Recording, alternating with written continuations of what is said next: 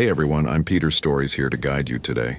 If you use this video to drift off to sleep, please tap like, hit subscribe, and drop a comment telling me where you're watching from and what time it is there. Now settle in, get cozy, and let yourself relax.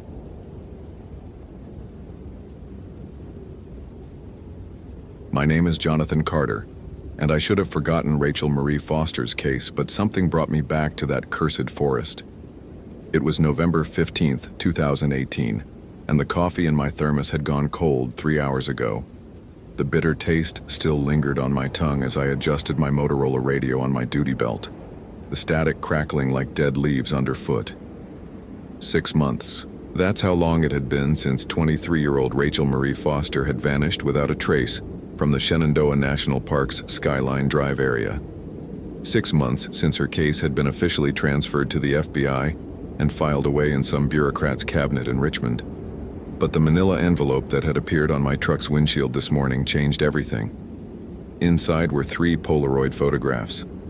Rachel, alive, recent. The first photo showed her sitting at what looked like a kitchen table, her auburn hair longer than it had been in her missing person photos. She was wearing a yellow sundress I'd never seen in any of the evidence files. Her eyes. Christ, her eyes looked hollow, like someone had scooped out everything that made her Rachel and left behind a beautiful shell. The second photo was worse. Rachel standing in what appeared to be a basement, stone walls behind her, her hands clasped in front of her in an unnatural, almost prayer-like position. But it was the third photo that made my hands shake as I held it. Rachel kneeling before a crude wooden altar, candles flickering around her and 2 figures in shadows standing on either side. No note, no demands, just those 3 photographs and an address written in childish handwriting on the back of the third photo. 427 Hemlock Hollow Road. I'd been a ranger for 15 years, worked these mountains since I was 22 years old. I'd pulled bodies from ravines, tracked lost hikers through blizzards, faced down black bears protecting cubs and rattlesnakes coiled in summer heat. Nothing in these woods had ever scared Jonathan Carter. But sitting in my F-150 that morning, staring at those photographs, I felt something I hadn't experienced since I was a kid afraid of the dark. The rational part of my brain, the part trained in search and rescue protocols, evidence preservation, and proper chain of command, screamed at me to call Sheriff Martinez to turn the photos over to the FBI task force to follow procedure. But Rachel's hollow eyes in that first photograph haunted me. How long had she been wherever she was? Who had taken these pictures? And why send them to me? My iPhone buzzed with a text from my wife, Sarah. "Don't forget Emma's soccer game at 4. She's been talking about it all week. Love you. Be safe." I glanced at my watch, 11:47 a.m. Plenty of time to check out this Hemlock Hollow Road address and make it back for Emma's game. My 8-year-old daughter would be devastated if I missed another one. I'd already broken too many promises this year, too many late dinners and missed bedtime stories because of cases that led nowhere. The GPS in my Ranger vehicle led me deeper into the mountains than I'd been in months, past the usual tourist trails and into the backwoods where only locals and the occasional hunter ventured. The autumn leaves crunched under my boots as I parked at coordinates 38.7742 degree N, 78.2014 degree W, a full mile from the nearest marked trail. Hemlock Hollow Road turned out to be more of a dirt path than an actual road, barely wide enough for my truck. Ancient hemlock trees created a canopy so thick that even at noon, the forest floor remained in perpetual twilight.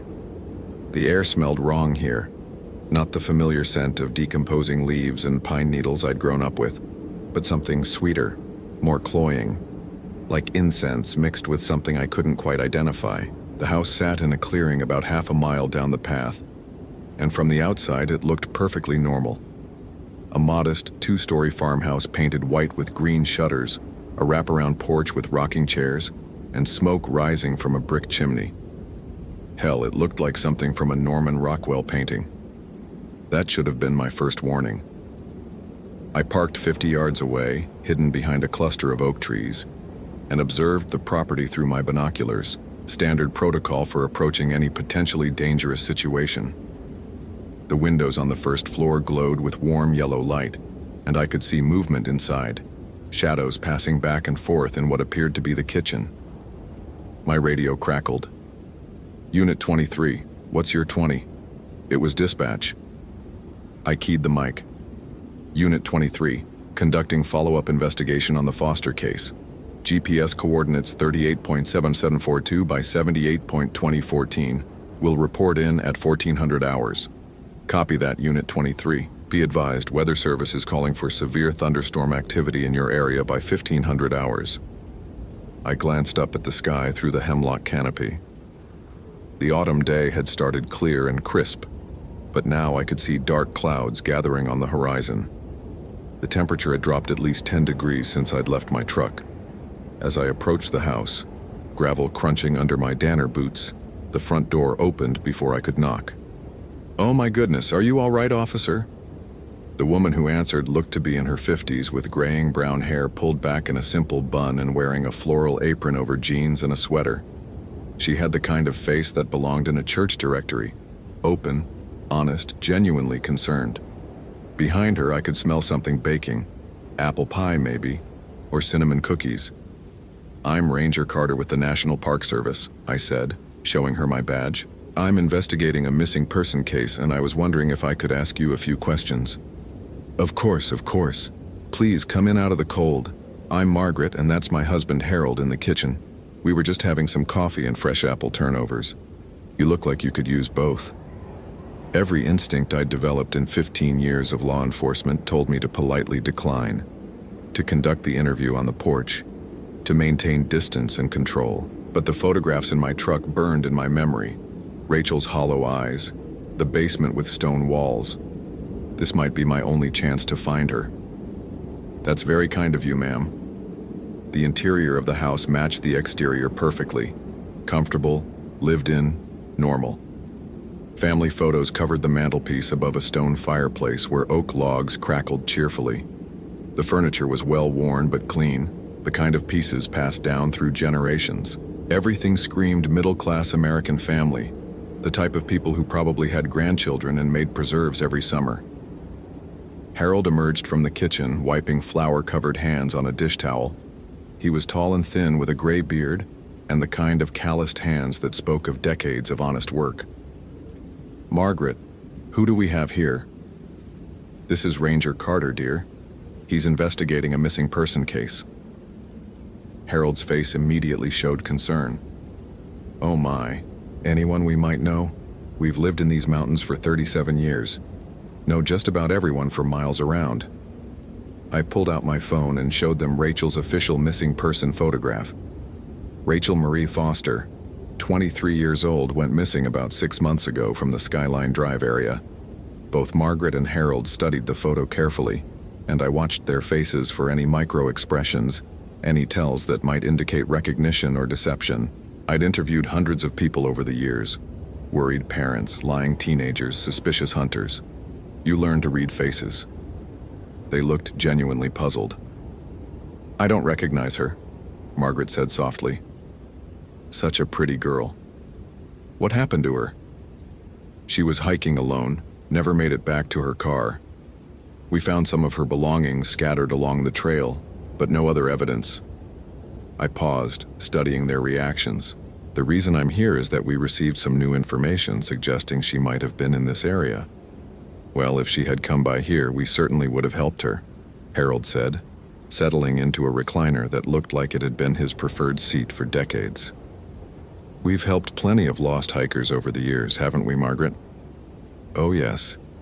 Just last month we had a young couple who got turned around on the trails. Their car had broken down and they walked for hours before they found our place. We let them use our phone to call for help, gave them some hot soup while they waited. Margaret disappeared into the kitchen and returned with a tray holding 3 cups of coffee and a plate of what smelled like fresh apple turnovers. The coffee was perfect, hot, strong, with just a hint of cinnamon. The turnover was still warm from the oven, flaky crust giving way to sweet apple filling that tasted like autumn itself. "This is delicious," I said, and meant it.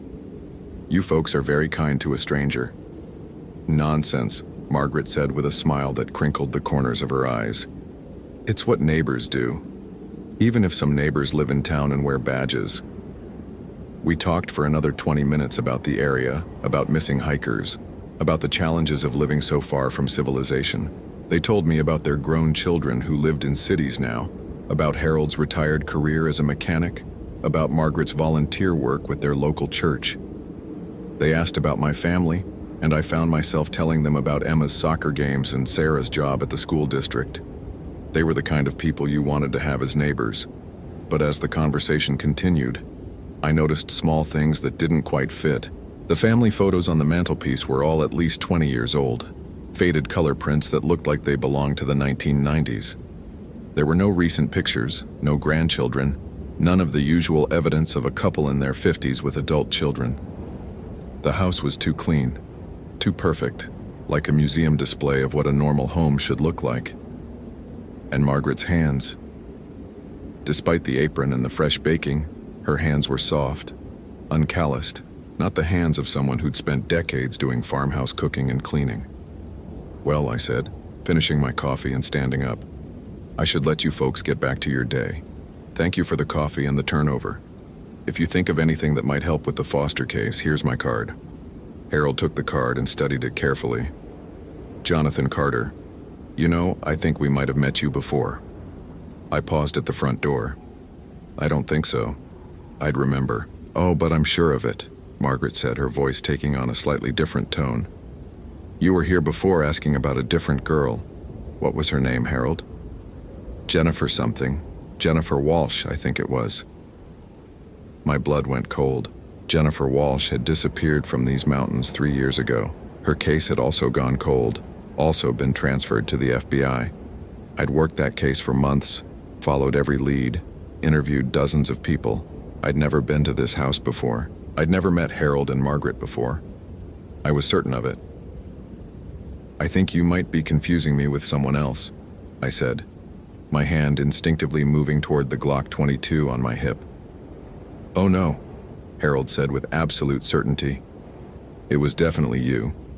You sat right there in that same chair, drank Margaret's coffee, asked about Jennifer Walsh. You were very thorough, very professional. Margaret nodded enthusiastically.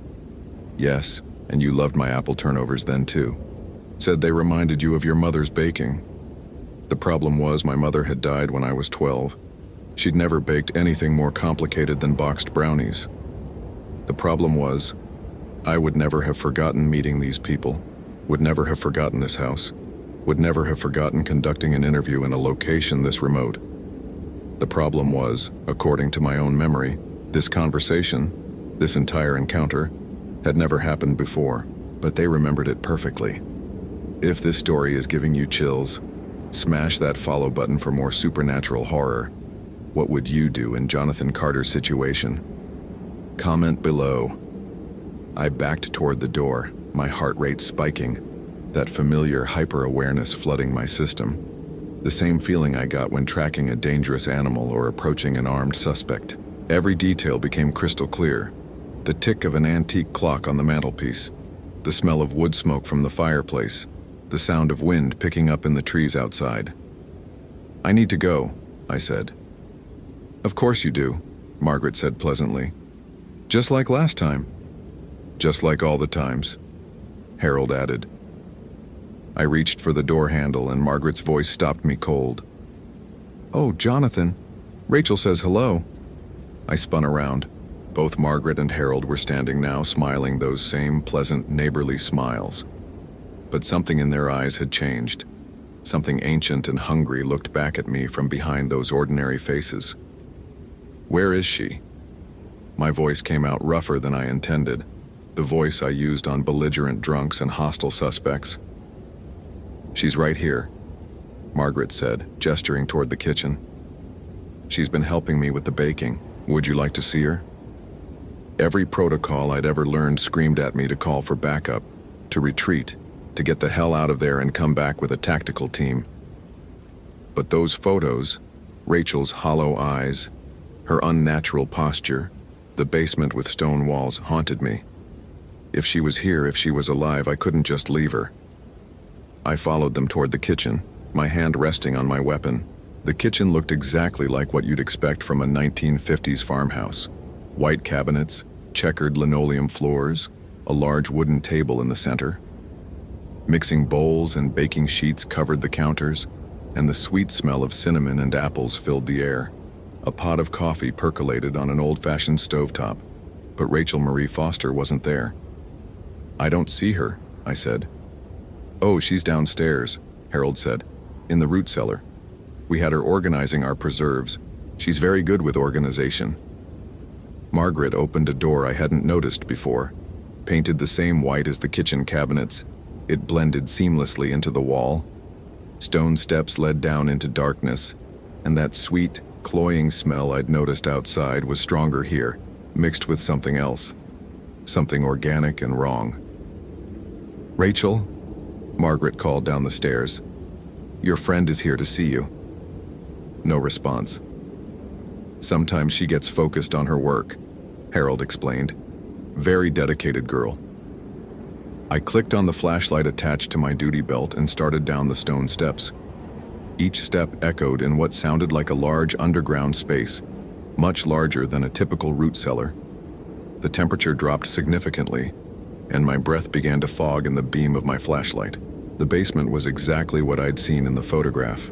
Stone walls, rough-hewn wooden beams supporting the ceiling above, and at the far end, a wooden altar surrounded by thick candles that flickered despite the lack of any apparent air movement.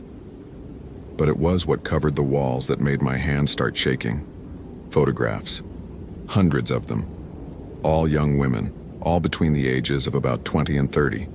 Some I recognized from missing person cases over the past decade. Jennifer Walsh, Maria Santos, Ashley Brennan. Others whose names I couldn't remember but whose faces had haunted late-night case file reviews. Each photograph showed the same progression. The woman arriving at this house being welcomed by Margaret and Harold, sitting at the kitchen table, then standing in this basement, then kneeling before the altar, and finally... The final photographs in each sequence showed empty eyes, not dead. There was still life there, still the basic functions of breathing and movement. But the spark that made each woman who she was had been extinguished, replaced by something else, something hollow and obedient. "She's not down here," I called up the stairs, my voice echoing in the stone chamber. "Of course she is." Margaret's voice drifted down. "Look more carefully." I swept my flashlight beam across the basement again, and this time I saw her. Rachel Marie Foster sat in a wooden chair in an alcove I hadn't noticed before, so still that I'd initially mistaken her for a shadow. She wore the yellow sundress from the photograph, and her auburn hair had indeed grown longer. But her eyes were exactly like the ones in those final photographs on the wall. Empty, hollow, present, but not present. "Rachel?"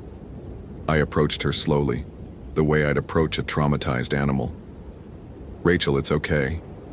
I'm here to help you. I'm Ranger Carter." She looked at me with those vacant eyes and smiled. It was a beautiful smile, perfectly formed, completely without warmth or recognition.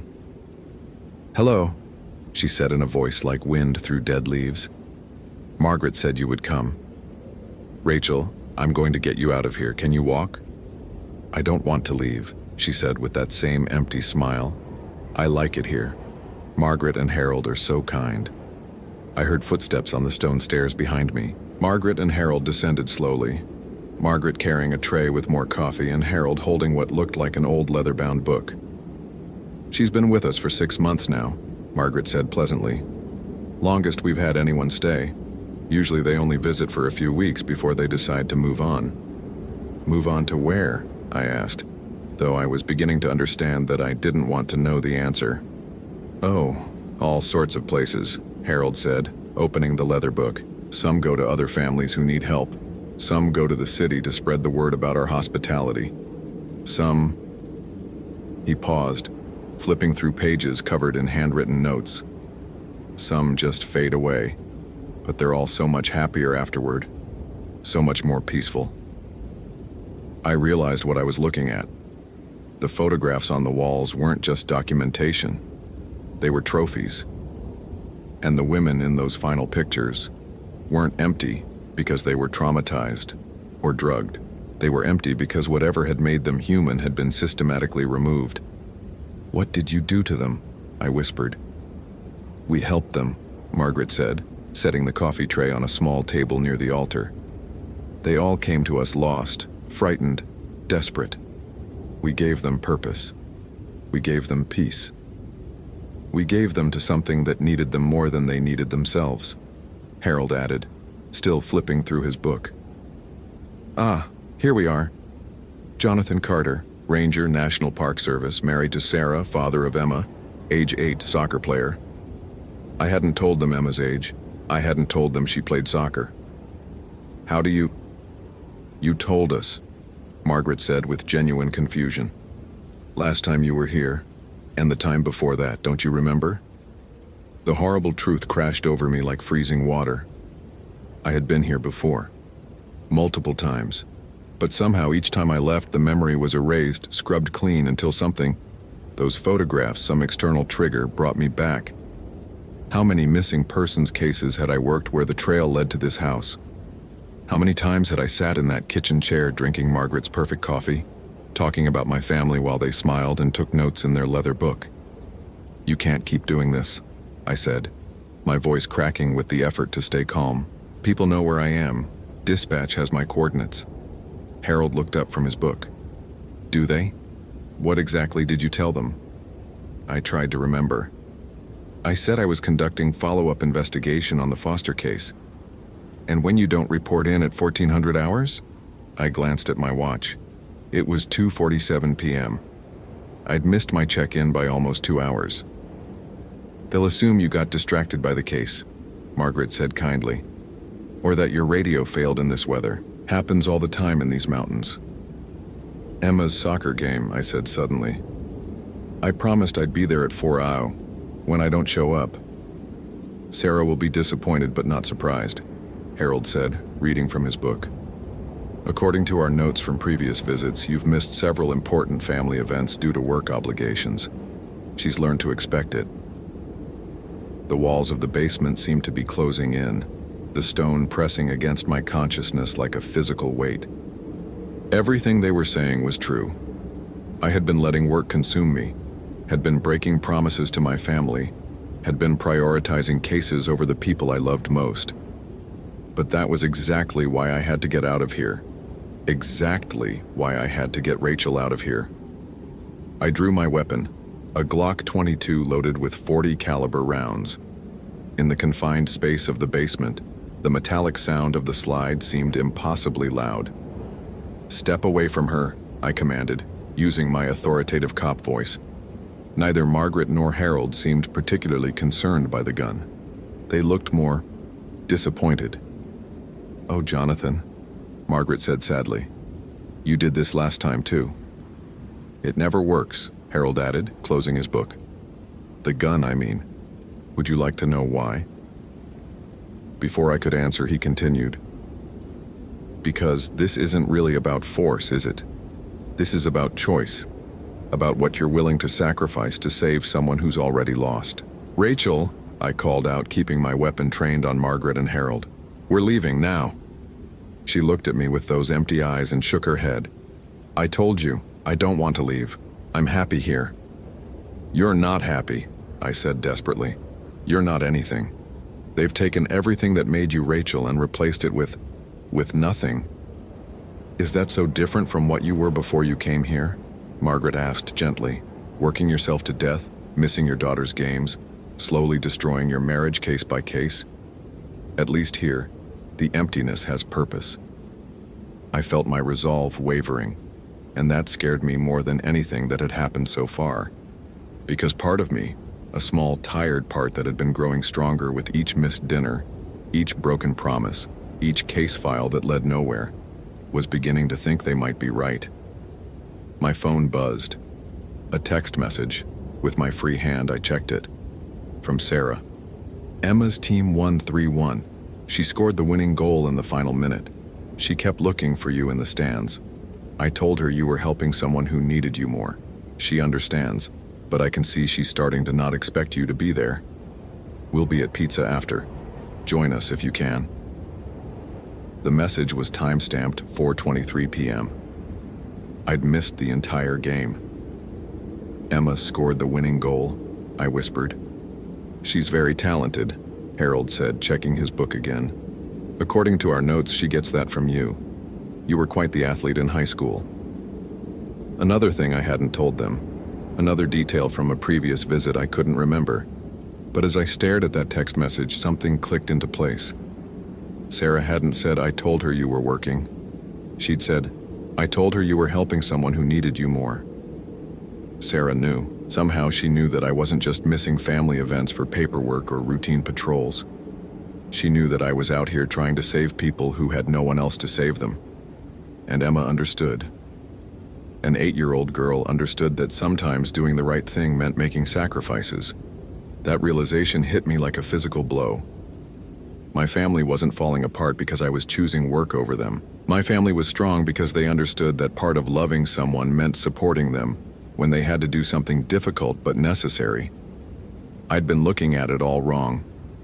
Margaret and Harold had been feeding me a lie, designed to make me doubt myself, to make me question whether the fight was worth it.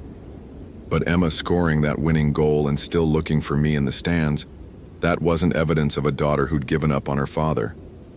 That was evidence of a daughter who still believed her father was a hero, even when he wasn't there to see her be one too. "You're wrong," I said, and my voice was steadier than it had been since I'd walked into this house. "My family isn't broken. My family is exactly what gives me the strength to do this job." Margaret and Harold exchanged a look that I couldn't quite interpret. "Rachel," I said, holstering my weapon and walking directly to her chair. "I know you think you're happy here, but that's not you thinking. That's what they put in place of you. The real Rachel, the one who went hiking alone because she loved the solitude of the mountains, the one who worked at the animal shelter because she couldn't stand to see anything suffer. She's still in there somewhere." I knelt in front of her, looking directly into those vacant eyes. "Your parents never stopped looking for you. Your mom calls the park service every week asking for updates. Your dad drives the mountain roads every weekend putting up new flyers with your picture. They don't know that you're not missing anymore. They just know that you're not home." For just a moment, something flickered behind those empty eyes. Something that might have been recognition. "They love me," she said. But her voice was different now. Smaller, more uncertain. "Margaret and Harold? No, Rachel. They don't love you. They don't even see you. They see a space to fill, a purpose to serve. Love doesn't empty you out and replace you with something else. Love accepts who you are and helps you become more yourself, not less." The flicker grew stronger, and I saw her blink rapidly, like someone trying to wake up from a deep sleep. "My parents," she whispered, and this time her voice sounded like it belonged to a real person. I was supposed to call them after my hike." "That's right. You were supposed to call them. They're still waiting for that call." Margaret stepped forward, and I could sense rather than see Harold moving behind me. "Jonathan, you're confusing her. She's been through so much trauma. She needs stability, consistency." But I kept my eyes locked on Rachel's, watching as more of her real self fought its way to the surface. "What's your middle name, Rachel?" She frowned, concentrating. "Marie, Rachel Marie Foster." "What's your favorite color?" "Green, forest green." Her voice was getting stronger, like the trees in autumn when the light hits them just right. "What did you want to be when you grew up?" "A veterinarian. I wanted to." Her eyes suddenly widened, and she looked around the basement as if seeing it for the first time. "Where am I? What is this place?"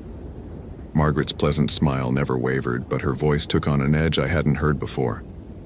"Rachel, dear, you're confused. You've been helping us with our work.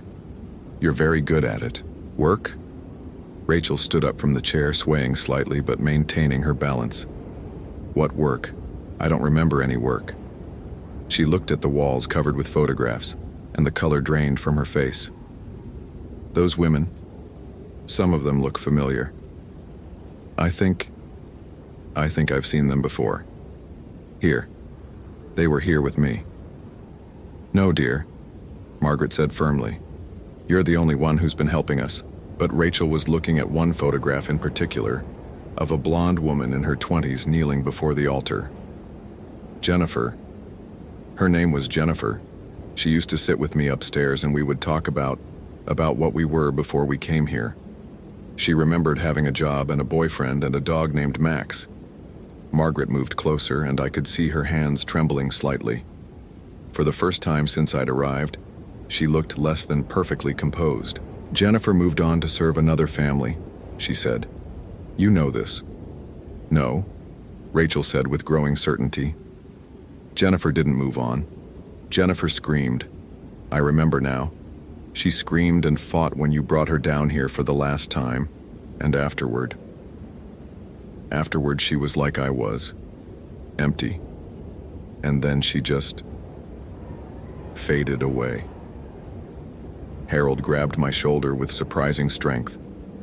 You need to stop this. You're damaging something that took months to build. I spun around and grabbed his wrist, applying a pressure hold I'd learned in defensive tactics training. At 60-something years old, he should have been on the ground immediately, but he barely seemed to notice the pain. What are you? I demanded.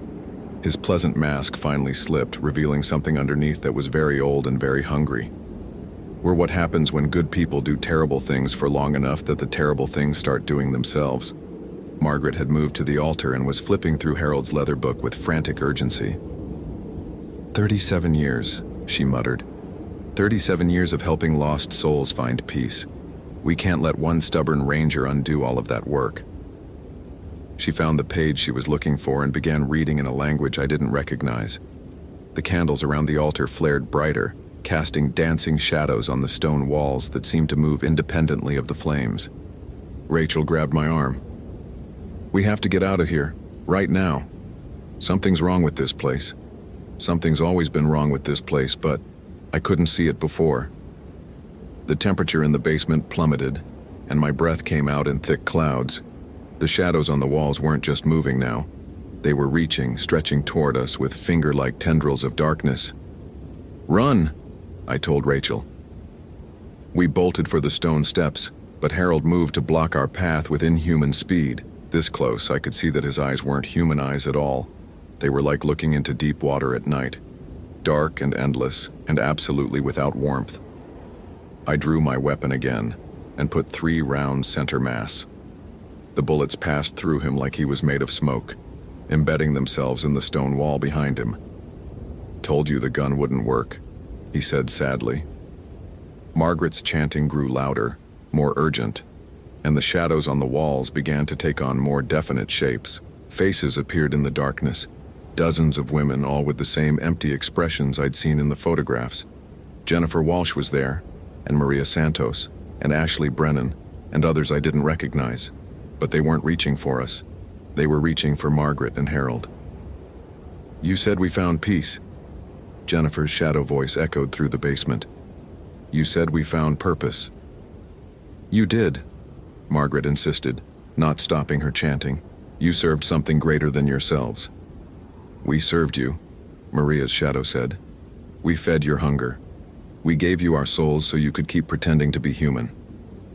The shadow women began to surround Margaret and Harold, and for the first time, I saw genuine fear in their faces. Rachel, one of the shadows called, a woman I didn't recognize, but who looked like she might have been here the longest. You have to choose. You can stay and join us, or you can leave and forget us. But you can't save us, we're already gone. Rachel looked at the shadows, tears streaming down her face. I remember you, all of you. We were friends. We helped each other remember who we used to be. And now you can remember for all of us, the first shadow said. Take our stories with you. Tell our families what happened to us. Margaret's chanting reached a crescendo, and the candles around the altar suddenly went out, plunging the basement into absolute darkness. But the shadow women glowed with their own pale light. And in that light, I could see that Margaret and Harold were changing, their human facades melting away like wax to reveal something underneath that my mind refused to fully process. Go, all the shadows said in unison. Go now, while we hold them." Rachel and I ran up the stone steps and through the kitchen, which now looked like it had been abandoned for decades. Dust covering everything, cobwebs in the corners, the smell of decay overwhelming the lingering scent of apple turnovers. We burst through the front door into what should have been late afternoon sunlight, but the sky was the color of old blood and the air felt thick and wrong. My truck was still where I'd left it, though it now looked like it had been sitting there for years, rust eating through the fenders and weeds growing up around the tires. "It's not real," Rachel said, her voice steady despite everything we'd just been through. "None of this is real. The house, the road, maybe even the forest itself. It's all something they created to trap people." I tried to start the truck, but the engine just clicked uselessly. The radio was dead, my cell phone showed no signal, and my GPS unit displayed nothing but static. "How do we get out?" I asked. Rachel closed her eyes and took a deep breath. "I remember the way I came in. Not the way I thought I came in, but the way I really came in. Before they changed my memories." She pointed toward what looked like solid forest, no path or trail visible. "That way, about a mile through the trees." We abandoned the truck and started walking. The forest around us kept changing. Sometimes we were walking through familiar Virginia hardwood, sometimes through landscapes that belonged in other climates, other continents, other worlds entirely. But Rachel seemed to know where she was going with a certainty that came from somewhere deeper than memory. After what felt like hours but was probably only 20 minutes, we stumbled out of the tree line onto a paved road I recognized, Route 211, about 10 miles from the Park Service station. My actual truck was parked on the shoulder exactly where I'd left it that morning. Keys still in the ignition, the manila envelope with the photograph still sitting on the passenger seat. I looked at the photographs again. They were different now. Still the same 3 images, but the figures in the shadows behind Rachel were clearer. I could make out faces, Margaret and Harold, but not as the pleasant middle-aged couple I'd met. As the things they really were underneath the human masks. "They're still out there," Rachel said quietly. "Still pretending to be good people, still helping lost travelers. And people will keep disappearing because everyone who finds the truth either stays and becomes like Jennifer and the others, or leaves and forgets." "Not this time," I said, pulling out my cell phone. I had full signal now, and it was 6:17 p.m. according to the display. "I'm calling this into the FBI, to the state police, to everyone who'll listen. Will they believe you?" I looked at the photographs, at Rachel standing beside my truck, alive and whole but forever changed by what she'd experienced. "They'll believe enough to investigate, and maybe that investigation will lead other people to ask questions. Maybe enough questions to keep anyone else from accepting help from friendly strangers who seem too good to be true." My phone buzzed with multiple missed messages. Sarah asking where I was. Emma sending a picture of her soccer trophy. My supervisor wondering why I'd missed my check-in. People who loved me. People who worried when I didn't come home. People who would notice if I disappeared and would never stop looking for me. That was what Margaret and Harold had missed in all their research, in all their careful notes about my family problems and work obsessions. They'd focused on the strain and the difficulties, but they'd completely misunderstood the foundation underneath: love. Not the empty pretense of love they offered to lure in victims, but real love that accepts flaws and forgives mistakes and shows up even when showing up is difficult. As I drove Rachel to the hospital and then to the FBI field office in Richmond, I thought about all the cases I'd worked over the years. All the missing people who'd vanished without a trace, leaving behind families who never stopped hoping, never stopped searching. Maybe some of them had found their way to that house in the woods. Maybe Margaret and Harold and others like them had been feeding on lost souls for longer than anyone suspected. But tonight, for the first time in months, I was going home to have dinner with my wife and daughter. I was going to listen to Emma tell me about every minute of her soccer game, and I was going to look at her trophy and tell her how proud I was of her. And tomorrow I was going to start asking questions about every unsolved missing persons case in the region, looking for connections I'd missed before, patterns that might lead back to friendly couples who offered coffee and kindness to strangers in need. Because that's what love does. It remembers the people who've been forgotten. It fights for the people who can't fight for themselves, and it never ever gives up hope that the lost can be found and brought home. Holy hell, that was intense. Did that ending blow your mind? Like, if you want more terrifying Ranger stories, follow for daily supernatural horror, and comment your theory about what really happened to Rachel Marie Foster. I read every single one.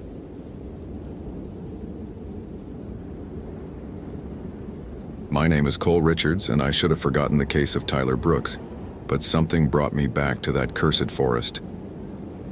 3 months had passed since Tyler vanished without a trace from Grid Section 7 Alpha of Olympic National Forest. 3 months since I'd filed my final report with case status suspended, no further leads. 3 months since I'd looked Tyler's mother in the eyes and told her we'd done everything we could. The lie still tasted like copper pennies in my mouth. But yesterday morning, a hiker found Tyler's Patagonia jacket hanging from a Douglas fir branch exactly 2.3 miles deeper into the forest than our search perimeter had extended. Clean, undamaged, like someone had carefully draped it there as a fucking invitation. Now I was back on Trail 47 West at 05:47 hours, my breath forming ghost clouds in the October air while my Garmin GPS showed coordinates that shouldn't exist on any official map. 47° 4213 N, 123D 3528W. The numbers kept flickering, like the satellites themselves were uncertain about this place. My Motorola APX 7000 radio crackled with morning chatter from Ranger Station Delta. Unit 23, this is base. What's your 20, Richards? Grid 7 Alpha, following up on the Brooks evidence, and I responded, adjusting my 65-pound pack. The weight felt wrong today, heavier, like the forest itself was pressing down on my shoulders. Copy that. Weather service shows fog bank rolling in from the coast. You've got maybe 4 hours of visibility.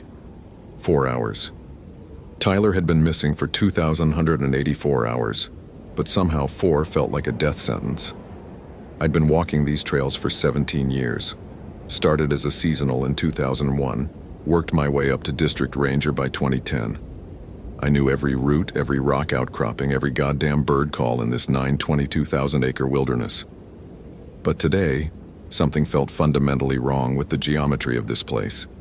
The Douglas firs grew too straight, their trunks forming perfect parallel lines that seemed to extend infinitely upward into the gray morning sky. The understory was too quiet. No squirrel chatter, no woodpecker percussion, no rustle of deer mice in the salal bushes. Even the ever-present Pacific Northwest drizzle had stopped, leaving the forest wrapped in an unnatural stillness that made my ears ring. My iPhone showed no signal bars, which wasn't unusual this deep in the backcountry. But the timestamp kept glitching, 6:23 a.m., then 6:19 a.m., then 6:47 a.m., like time itself couldn't decide what was real anymore. I pulled out the crime scene photo of Tyler's jacket, 22 years old, University of Washington senior majoring in forestry. Bright kid with his whole life ahead of him. The jacket had been found at GPS coordinates that led to a small clearing I'd somehow never noticed in nearly 2 decades of patrolling these trails. A perfect circle of dead earth where nothing grew, surrounded by ancient cedars that twisted toward the center like arthritic fingers reaching for something that wasn't there. The metallic taste in my mouth grew stronger as I approached the coordinates.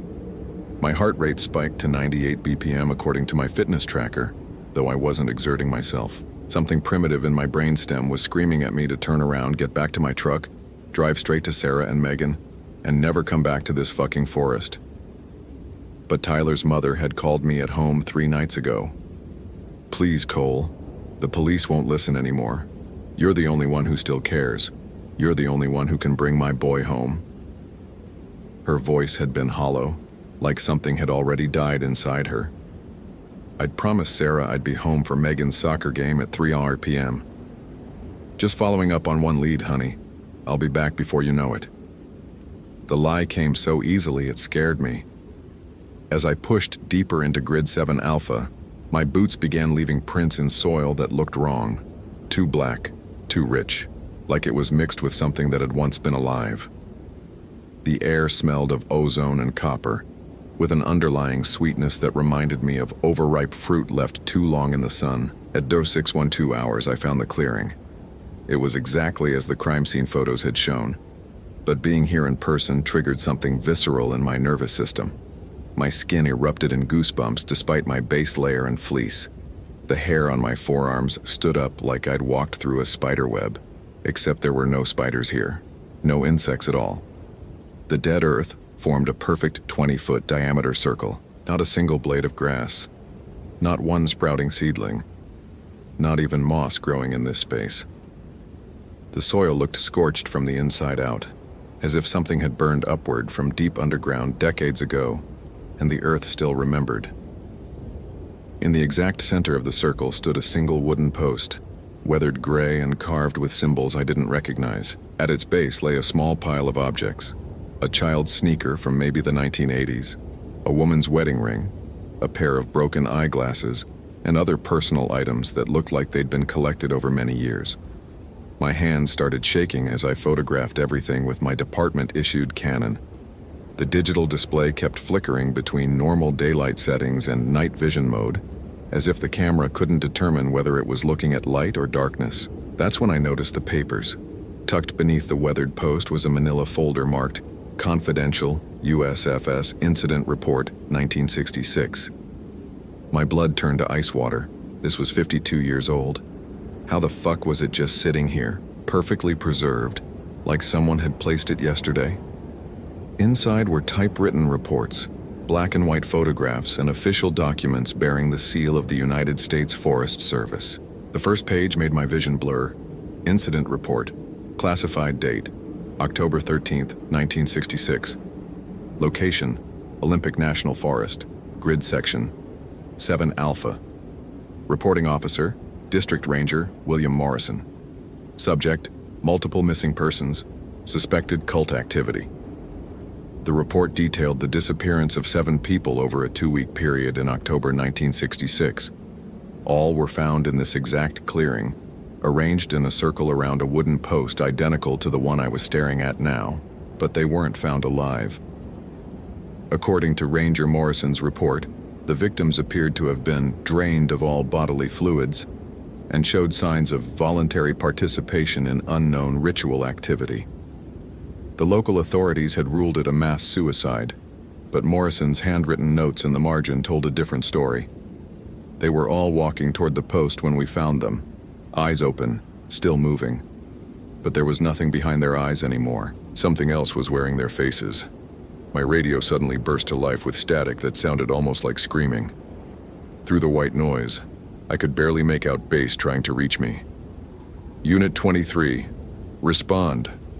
Your signal is breaking up. Something wrong with... The static cut to dead silence. I tried to key the mic, but nothing happened. The radio was completely dead, even though the battery indicator showed full power. My GPS had frozen on impossible coordinates. My iPhone was stuck in emergency mode, showing no network connection despite being equipped with the latest satellite emergency features. That's when I heard Tyler's voice. Cole? Cole, is that you? Thank God, man. I'm hurt real bad. I can't move my legs. Please help me. The voice was coming from somewhere beyond the tree line, maybe 50 yards north of the clearing. It sounded exactly like Tyler. Same slight Oregon accent, same nervous laugh he'd always had when he was scared. But Tyler had been missing for 3 months. And something about the voice sounded wrong, like it was being played through speakers that weren't quite calibrated correctly. Tyler? Where are you? Keep talking so I can find you. I'm here, Cole. I'm right here. Just follow my voice, but you have to come alone. And you have to come now before they come back. Every instinct I'd developed in 17 years of wilderness rescue was telling me not to follow that voice. But it was Tyler. Or something that sounded exactly like Tyler. And if there was even a 1% chance he was alive out there, I had to try. I left the clearing and followed the voice deeper into the forest, where the trees grew so thick they blocked out what little gray light the cloudy sky provided. My Petzl headlamp beam seemed to bend and twist in ways that defied physics, illuminating shapes that looked almost like faces in the bark of the cedars. Tyler, keep talking, I'm coming. Hurry, Cole. They're coming back soon. You don't understand what they want to do, what they've already done to me." The voice was leading me to coordinates that didn't exist on any map, through terrain that seemed to shift and change when I wasn't looking directly at it. Fallen logs would appear where there had been clear trail moments before. Streams would flow uphill, their water making sounds like whispered conversations in languages I'd never heard. As I pushed through the undergrowth, I started finding more evidence. Not just Tyler's belongings, but items from the missing persons reports I'd studied over the years. Jenny Martinez, missing 1987.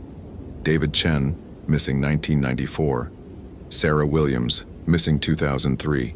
All unsolved cases, all last seen somewhere in Olympic National Forest, all leading to the same impossible coordinates. If this story is giving you chills, smash that follow button for more supernatural horror. What would you do in Cole Richards' situation? Comment below. My watch read 7:23 a.m., but the forest around me was growing darker, not lighter. The temperature had dropped at least 20 degrees, and my breath was now forming thick clouds that hung in the air longer than they should have. The moisture in my mouth had completely disappeared, leaving my tongue feeling like sandpaper against my teeth. "Cole, I can see your light. You're so close now, just a little further." Tyler's voice was coming from directly ahead, but when I swept my headlamp in that direction, all I could see were more trees stretching endlessly into darkness. The beam seemed to be absorbed by the forest itself, penetrating maybe 10 feet before disappearing completely. My heart rate spiked to 134 BPM. I could feel my pulse hammering in my temples, and a cold sweat was breaking out under my rain jacket despite the freezing air. Something deep in my brainstem, some evolutionary alarm system that had kept my ancestors alive on the African savanna, was screaming at me to run. But Tyler was out there. Tyler, who'd been missing for 3 months. Tyler, whose mother had begged me to bring him home. I pushed forward through undergrowth that felt too warm, too soft, like walking through flesh instead of vegetation. The Douglas firs around me had begun to grow in impossible ways, their trunks spiraling upward in helical patterns that made my eyes water to look at directly. That's when I found the shrine. It wasn't marked on any map, wasn't mentioned in any ranger reports, but it had clearly been here for decades, maybe longer. Carved into a massive cedar trunk were symbols that seemed to move when I wasn't looking at them directly. Arranged around the base of the tree were offerings, dozens of personal items spanning decades. Wedding rings, children's toys, photographs, pieces of clothing. And there, hanging from a low branch like a grotesque Christmas ornament, was Tyler's University of Washington student ID. "Tyler," I called out, my voice cracking with desperation. "Tyler, where are you?" "Right here, Cole. I'm right behind you." I spun around, my headlamp sweeping across the trees, but there was nothing there. Just more forest stretching into impenetrable darkness. But the voice had been so close I should have felt Tyler's breath on my neck. "Tyler, I can't see you. Where?" "Look up, Cole." I tilted my head back, and my headlamp beam illuminated something that made my bladder nearly release. 20 feet above me, suspended impossibly between 2 tree branches with no visible means of support, was Tyler Brooks. But it wasn't Tyler. Not anymore. The thing that had been Tyler was hanging in midair like a marionette whose strings had been cut. Its eyes were solid black, reflecting my headlamp beam like a wild animal's. Its mouth was moving, speaking in Tyler's voice, but the words weren't coming from its throat. They were coming from somewhere else entirely, somewhere deeper in the forest. "Hello, Cole. I've been waiting for you. We've all been waiting for you." As I watched in horror, more shapes began to materialize in the branches around me. Dozens of them, all suspended in impossible positions, all with the same black eyes, all speaking in unison. "Welcome to our congregation, Cole Richards. You're just in time for evening service." My legs gave out, and I collapsed to my knees in the soft, warm earth. The shrine began to glow with a sickly phosphorescent light that seemed to emanate from within the carved symbols. The air filled with a sound like singing, but in harmonies that human vocal cords couldn't produce. That's when I understood. This wasn't a rescue mission. This was a recruitment drive. The demon from 1966 hadn't been trapped in this forest. It had been building something, collection by collection, year by year, adding to its congregation of the lost and the taken. And now it wanted me. My radio crackled back to life, but instead of base trying to reach me, I heard my own voice. Unit 23 to base, subject located, case closed, Richards out. I hadn't keyed the mic, I wasn't even touching my radio. But somehow my voice was telling base that everything was fine, that Tyler had been found, that I was heading back to the station. In 4 hours, when I failed to return, they'd send another search team. And the demon would be waiting for them too. I thought about Sarah making coffee in our kitchen this morning, humming while she got ready for work. I thought about Megan practicing her soccer kicks in the backyard, her face serious with concentration. I thought about the promise I'd made to be home for her game at 3 p.m. The suspended figures began to descend toward me, their movements fluid and wrong, like they were swimming through air instead of hanging from invisible strings. Tyler's face was the closest, and as it approached, I could see that his mouth had been sewn shut with thick black thread, but his voice continued to speak. Don't fight it, Cole. It doesn't hurt after the first few minutes, and you'll never have to worry about failing anyone ever again. No more missing persons, no more broken promises, no more guilt. The demon's offer was seductive in its simplicity. Join the congregation and never feel the crushing weight of responsibility again. Never lie awake at night wondering about the ones you couldn't save. Never have to look into the eyes of grieving families and admit that you'd failed. But then I heard something else through the supernatural choir. My iPhone's emergency alert system activating automatically. Sarah had sent me a text. Megan scored 2 goals at practice today. She can't wait to show you at the game. Love you. Be safe out there. The message had somehow gotten through despite having no signal bars. The timestamp showed it had been sent at 6:47 a.m., which was impossible because Megan's practice wasn't until 4 p.m. Time was completely fucked in this place, but somehow love had found a way to reach me anyway. In that moment, something shifted inside me. Not supernatural, not demonic. Something purely human and completely ordinary and more powerful than any ancient evil. The absolute refusal to let down the people who mattered most. I stood up, my legs shaking but steady, and faced the congregation of the lost. I'm not staying, and I'm not leaving alone. The demon's laughter filled the forest, a sound like wind through broken glass. You think your mortal will can stand against something that has collected souls for over 50 years? You think your love for your pathetic little family makes you strong enough to challenge me? No, I said, pulling out my emergency flare gun. But I think it makes me desperate enough to try something really fucking stupid. I fired the flare directly at the shrine. The phosphorus burned white hot against the carved symbols, and the demon's scream shattered every branch within a 100-yard radius. The suspended figures began writhing and twisting, their forms becoming less solid, more transparent. The forest itself seemed to convulse, trees bending and swaying without any wind. "Tyler!" I yelled. "Tyler, if any part of you is still in there, fight it. Your mom is waiting for you. She's never stopped believing you're coming home." For just a moment, Tyler's eyes flickered from solid black to their natural brown. His sewn lips moved, and I heard his real voice, weak but unmistakably his own. "Cole, get us out of here." The shrine was burning now, the ancient wood crackling and popping as decades of accumulated evil went up in flames. The demon's scream became even more intense, and I felt something wet running from my ears. Blood. The sound was literally damaging my brain. But the suspended figures were beginning to drop from the trees, their puppet strings severed. Some hit the ground and didn't move, but others, Tyler among them, began to stir, their eyes clearing, their humanity slowly returning. "Can you walk?" I asked Tyler as he struggled to his knees. "I think so." "Jesus Christ, Cole, what the hell happened to me? How long have I been gone?" 3 months, and we need to get the fuck out of here before that thing figures out another way to stop us." We ran through the impossible forest as it collapsed around us, trees falling like dominoes, the very ground shaking and cracking. My GPS suddenly came back online, showing a clear path back to Trail 47 West. The forest was releasing us, but reluctantly, and I could feel its hunger still pulling at the edges of my mind. We made it back to my truck at 8:47 hours according to my GPS, though my watch insisted it was 3:23 p.m. Either way, I'd kept my promise to Sarah. I was going to make it to Megan's soccer game.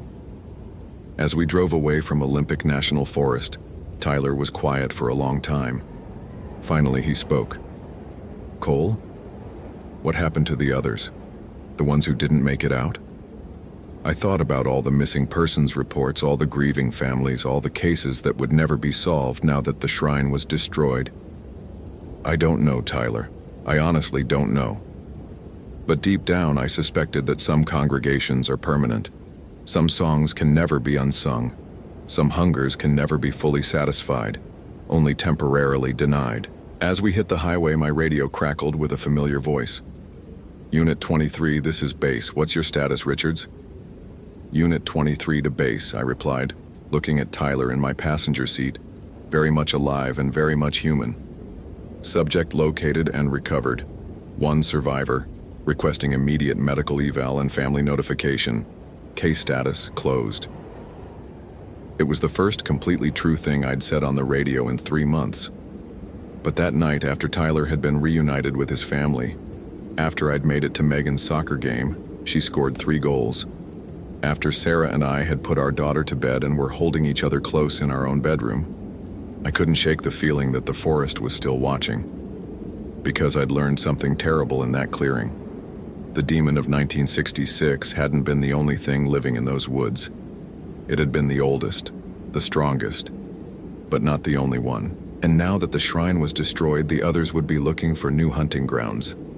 The last thing I did before falling asleep was check the battery on my emergency beacon, because somewhere out there in some other forest, another ranger was going to get a call about a missing person, and they were going to need all the help they could get. My name is Cole Richards, and I'm a forest ranger who survived something that shouldn't exist. But I know it's not over. It's never really over. The hunt just moves to new territory. Holy hell, that was intense. Did that ending blow your mind? Like, if you want more terrifying ranger stories, follow for daily supernatural horror and comment your theory about what really happened to Tyler Brooks. I read every single one.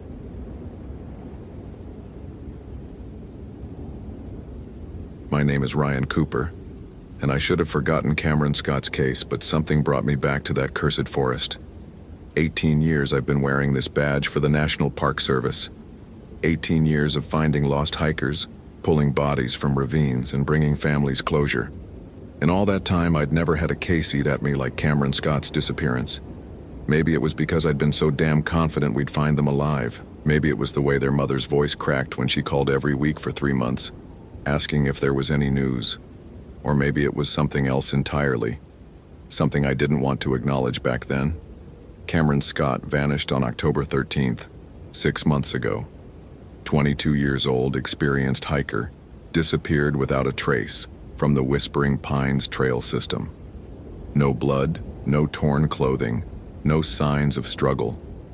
Just gone, like the forest had swallowed them whole. The official search lasted 2 weeks. We combed every inch of those trails with dogs, thermal imaging, and a 60-person search team. Found nothing. Case went cold faster than morning dew in summer sun, but the dreams never stopped. That's what brought me back to the Chattahoochee National Forest on this gray March morning, driving my Park Service truck down the winding access road toward the Whispering Pines trailhead. The radio crackled with routine morning traffic. Unit 7 10-4 on that weather advisory. But my gut was churning with something that had nothing to do with the gas station coffee cooling in my cup holder. I'd been having the dreams for weeks now, always the same. Cameron Scott standing at the edge of a clearing, mouth open in a silent scream, pointing deeper into the woods. Behind them, shadows moved wrong, twisted into shapes that hurt to look at. I'd wake up in a cold sweat, my wife Sarah asking if I was okay, and I'd lie and say it was just work stress. But yesterday something changed. Mrs. Scott called. First time in 2 months. Her voice was different, hollow, like she'd been crying for days. "Ranger Cooper," she'd whispered. "I know you think I'm crazy, but I had a dream about Cameron. They were trying to tell me something about the old church. Please. Just one more look. Old church.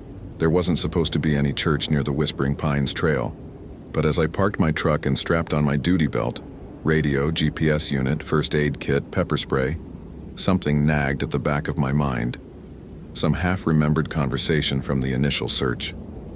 The October air still clung to the forest despite winter's passing, thick with the smell of decomposing leaves and something else, something sweet and wrong that made my sinuses burn. I'd learned to trust my nose over the years. Animals smell fear.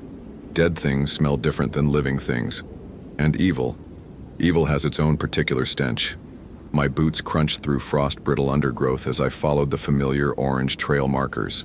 GPS showed 34 degree 4412, N, 83 degree 3748.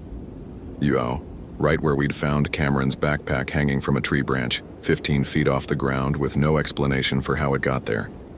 The forest felt different today. Wrong. In 18 years of backcountry work, you develop a sixth sense about places. Some clearings make the hair on your arm stand up. Some trails feel like they're watching you back. The Whispering Pines had always been unsettling, hence the name. But today it felt actively malevolent. My radio hissed with static. Unit 12, this is base. Radio check. I thumbed the transmitter. Base, this is Unit 12, loud and clear. Beginning sweep of Sector 7, GPS coordinates logged. Copy that, Cooper. You sure you want to work that area alone? It's pretty remote. I almost smiled. 23-year-old Jake Morrison on dispatch duty, still green enough to worry about veteran rangers going solo. I'm good, Base. Just following up on some witness statements. Witness statements, right. What I was really following was a gut feeling and a grieving mother's dream. But you don't put that in official reports. 3 miles in, I found it. The GPS coordinates on my unit showed nothing but forest canopy, but there it was. A narrow dirt path branching off the main trail, so overgrown it was barely visible. Scratched into a tree trunk beside it were symbols I didn't recognize. Geometric patterns that seemed to shift when I wasn't looking directly at them. My training kicked in. Document everything. I pulled out my camera and snapped pictures, though the symbols appeared blurred in every shot, like they were moving too fast for the shutter to catch. The path led downhill through increasingly dense woods. Pine needles gave way to bare earth that felt spongy underfoot. The canopy thickened until midday sun filtered through in sickly green beams. And underneath the forest smells, that sweet wrong odor grew stronger, mixing with something else now. Incense and old smoke like a church after Sunday service. Then I heard it. Faint at first, barely audible over the whisper of wind through branches. Voices chanting in a language I didn't recognize. The sound seemed to come from everywhere and nowhere, echoing off trees in impossible ways. I keyed my radio. Base, this is Unit 12. I'm investigating some suspicious activity about 2 clicks south of the main trail. May need backup. Static answered me. The display showed full bars, but only white noise came through the speaker. Every instinct screamed at me to turn around, hike back to my truck, and call in the cavalry. But Cameron Scott's face stared at me from the missing person photo I kept in my breast pocket. 22 years old, whole life ahead of them. I'd promised their mother I'd bring them home. The chanting grew louder as I followed the path deeper into the forest. The trees here were wrong.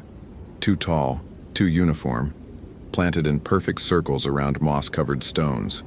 Ancient-looking symbols had been carved into the bark, and some of the carvings wept a dark substance that stained the wood black. My breath came in short puffs in the suddenly frigid air. March in North Georgia shouldn't be this cold, especially not under thick tree cover. Frost formed on my equipment and my hands started going numb despite my tactical gloves. That's when I saw the building. It wasn't on any map. Hell, it shouldn't exist. But there it stood in a perfectly circular clearing. A small stone church, maybe built in the 1800s, with a bell tower that stretched up into the canopy. Vines covered most of the walls, and the wooden door hung open like a mouth. The chanting was coming from inside. Every fiber of my being told me to run. This was beyond my training, beyond my experience, beyond anything in the Park Service manual. But I thought about Mrs. Scott's broken voice on the phone, about Cameron's face in my dreams, about 18 years of bringing families closure. I drew my sidearm, standard issue Glock 22, 15 rounds of 40 caliber hollow points. Fat lot of good it would do against whatever was making that inhuman sound, but it made my hands feel steadier. The church door creaked as I pushed it fully open. Inside, candles flickered on a dozen makeshift altars arranged in a complex pattern around the sanctuary. The pews had been removed, replaced by symbols carved into the stone floor, the same shifting, impossible geometries I'd seen on the trees. And in the center of it all, 13 figures in black robes stood in a circle around something I couldn't quite make out. They swayed as they chanted, their faces hidden by deep hoods, their voices creating harmonics that made my teeth ache. I raised my weapon, tried to shout, "Park service, everyone on the ground," but no sound came out of my throat. The air itself seemed too thick for words. If this story is giving you chills, smash that follow button for more supernatural horror. What would you do in Ryan Cooper's situation? Comment below. One of the robed figures turned toward me, and I saw what lay in the center of their circle. Cameron Scott hung suspended 3 feet off the ground, unconscious but breathing, held up by invisible forces. Their skin was pale as paper, and strange symbols had been painted on their forehead in something dark and sticky. The figure that faced me lowered its hood, revealing a face I recognized from old missing person reports. Michael Hendricks disappeared from this same forest in 1987, but he hadn't aged a day. His eyes were solid black, reflecting the candlelight like obsidian marbles. "Welcome, Ranger Cooper," he said, his voice echoing with harmonics that shouldn't come from a human throat. "We've been waiting for you." The other figures stopped chanting and turned toward me as one. Under their hoods were faces from decades of missing person cases. Hikers, campers, researchers who'd vanished in these woods and were never found. All of them preserved in unnatural youth, all with those terrible black eyes. Cameron Scott was just the beginning, Michael continued, stepping closer. The congregation requires a willing sacrifice, someone who knows these woods intimately, someone whose disappearance would be investigated thoroughly, bringing more offerings to our sacred ground. My gun hand trembled. "The cult. You're supposed to be extinct," the files said. "Files lie. We've been here since before your national park was established, before the Cherokee walked these trails. We serve something older than your civilization, Ranger Cooper. Something that hungers." The temperature dropped another 10 degrees. My breath came out in thick clouds that sparkled with unnatural colors. The symbols on the floor began to glow with sickly phosphorescence, and the very air started to hum with malevolent energy. "Your service ends here," Michael said, raising his hands. "Your new service begins." That's when my 18 years of experience kicked in. You don't survive nearly 2 decades in backcountry law enforcement by freezing up when things go sideways. I dealt with armed drug dealers, rabid animals, and weather that could kill you in minutes. These might be supernatural cultists, but they still bled. I put 3-round center mass into Michael Hendricks. He laughed as the bullets passed through him like smoke, not even slowing his advance. But my muzzle flashes did something interesting. They made the other robed figures flinch back, covering their faces. Light. Whatever these things were, they didn't like sudden bright light. I keyed my shoulder light, a 500 lumen tactical LED that could blind someone at 50 feet. The beam cut through the supernatural darkness like a sword, and the cultists screamed in voices that definitely weren't human anymore. They scattered toward the walls, hissing and snarling. Cameron Scott dropped to the stone floor with a wet thud, but I could see their chest rising and falling. Still alive. "The light burns," one of the figures shrieked. "Kill the light." They rushed me from 3 sides, moving faster than humans should move, their robes billowing like wings. I swept my beam across them, driving them back, but the LED was already dimming as the cold drained my batteries. No choice. I grabbed one of their ceremonial candles, heavy brass about 2 feet long, and touched the flame to the nearest wooden altar. The dried vines and old wood caught immediately, spreading to the walls with unnatural speed. "You don't know what you've done." Michael's voice echoed from everywhere at once as smoke filled the sanctuary. The congregation spans centuries. We are eternal. Yeah, I grunted, slinging Cameron over my shoulder in a fireman's carry. Well, I'm Ryan fucking Cooper, and I've been finding lost people for 18 years. You picked the wrong ranger. I kicked through the burning doorway into the clearing, Cameron's dead weight making me stagger. Behind us, the church went up like it was soaked in gasoline, flames reaching impossible heights in seconds. The screaming from inside sounded less and less human with each passing moment. My radio crackled back to life. Unit 12, this is Base. We've got reports of smoke in your area. What's your status? Base, this is Cooper. I found Cameron Scott, alive but unconscious. I need emergency medical at these coordinates immediately. And send fire suppression. We've got a structure fire. Copy that, Cooper. Birds are spinning up now. Good work. I carried Cameron back through the forest, following my GPS coordinates toward the main trail. Behind us, orange light painted the trees as something that should never have existed burned to the ground. The chanting had stopped, but I could swear I heard Michael Hendrix's voice carried on the wind. This isn't over, Ranger. Maybe not. But as I reached the trail and saw the medical helicopter circling overhead, Cameron Scott stirring in my arms, I knew one thing for certain. Some cases are worth reopening. Some promises are worth keeping. And sometimes, being a stubborn old ranger with a flashlight is exactly what the world needs. Cameron opened their eyes as the paramedics loaded them into the helicopter. Ranger Cooper? They whispered. Yeah, kid. I'm here. They said they were waiting for you. Said you'd come back for me.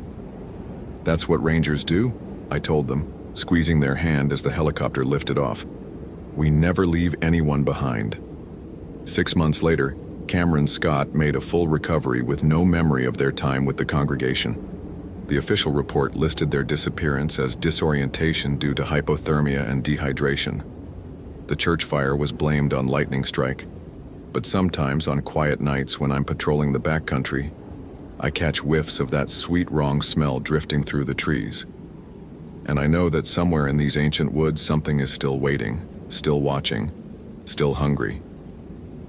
My name is Ryan Cooper, and I'm a forest ranger, and I'll keep coming back to this cursed forest as long as there are people who need finding, because that's what we do. Holy hell, that was intense. Did that ending blow your mind? Like, if you want more terrifying ranger stories, follow for daily supernatural horror. And comment your theory about what really happened to Cameron Scott. I read every single one.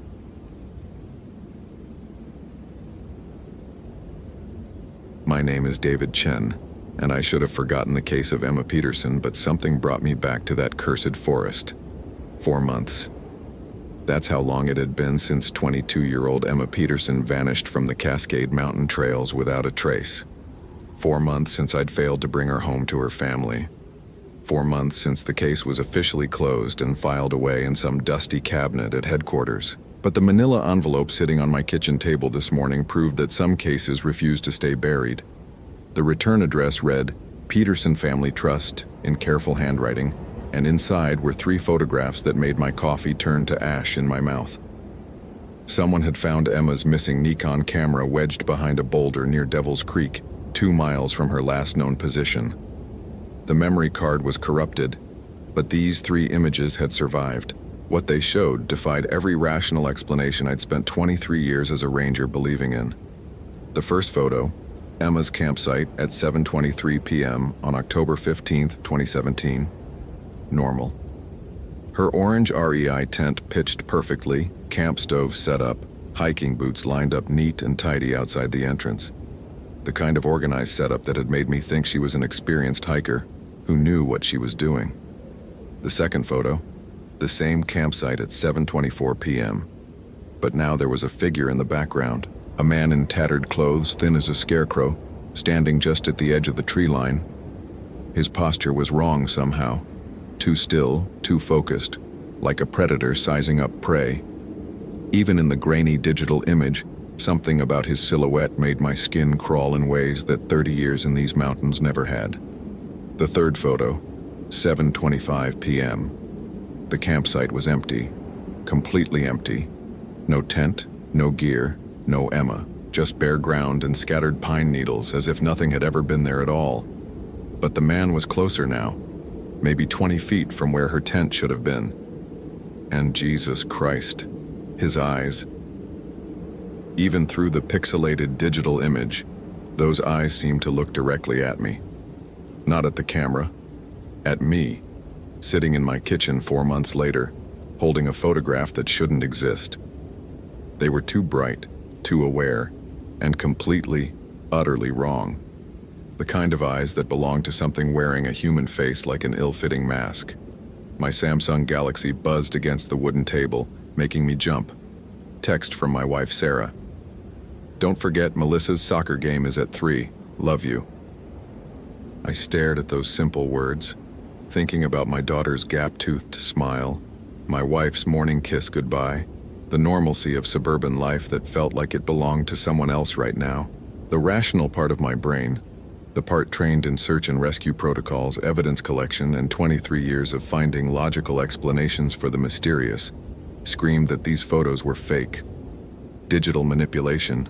Someone's sick joke. Emma Peterson had gotten lost, fallen into a ravine, been attacked by wildlife, or simply walked away from her life. People vanished in the wilderness all the time for perfectly natural reasons, but my gut, the instinct that had kept me alive through avalanches, bear encounters, and more close calls than I cared to count, whispered something different. Something was wrong in those mountains, had always been wrong. I'd just been too proud, too confident in my expertise to admit it.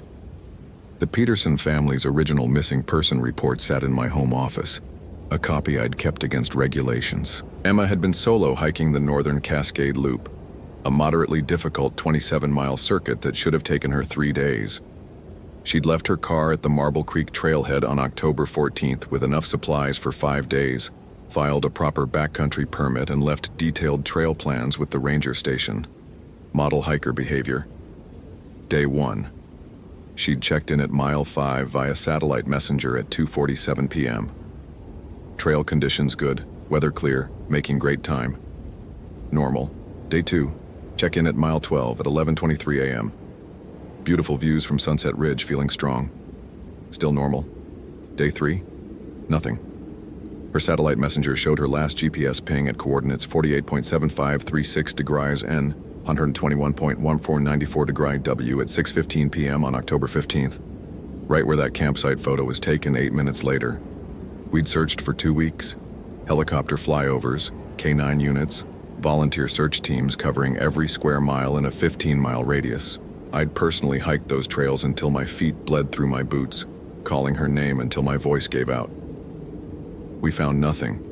No gear, no clothing, no trace evidence, no body. Emma Peterson had simply ceased to exist. Her mother, Patricia, had called me every day for 6 weeks afterward. Please, Ranger Chen. She's my only daughter. She wouldn't just disappear. Something happened to her out there. I know it. Each call had felt like a knife twisting in my chest because Mrs. Peterson was right. Something had happened. I just hadn't been good enough to figure out what.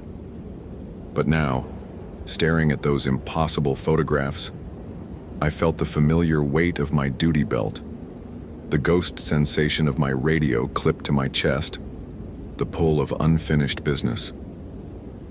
Emma Peterson was still out there somewhere, and whatever had taken her was still in those mountains, waiting. My hands shook slightly as I reached for my truck keys.